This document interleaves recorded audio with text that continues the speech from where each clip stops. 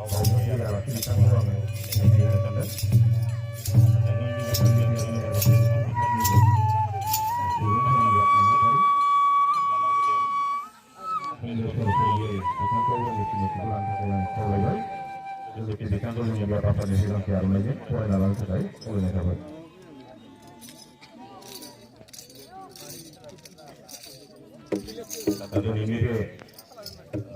Bangga di Tampi berada di Tunjung Leke, Keterbatasan Malikai ini, Mungkin apa ini?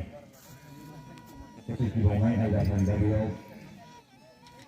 ini dapur ini, biji agu, dengan mendenai, dengan guru, kita ini mengawalnya seperti kita bangai ini, hanya dengan dengan guru pengalaman.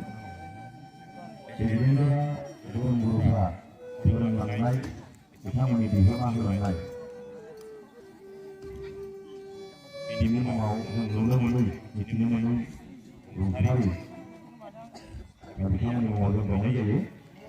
Jadi ini salah satu hukum ni. Diri, sekali diri. Turun diri bermakna terima berkumpul. Turun sekali nari lompat dalam naik. Terima bitamini mau ngawur. Dan batu turun mau posisi dalam naik. Ini mah. Turun dari memiliki kuahai. Magani ini tu bukai. Jadi ini yang menunggu turun membuka hawa saja. Ini guru berkopi sakrana ini. Lompat dan naik. Terima bitamini mau mengkong bangai ba posisi bangai biaya tu lapar dengan ini. Tapi ini jadi pasti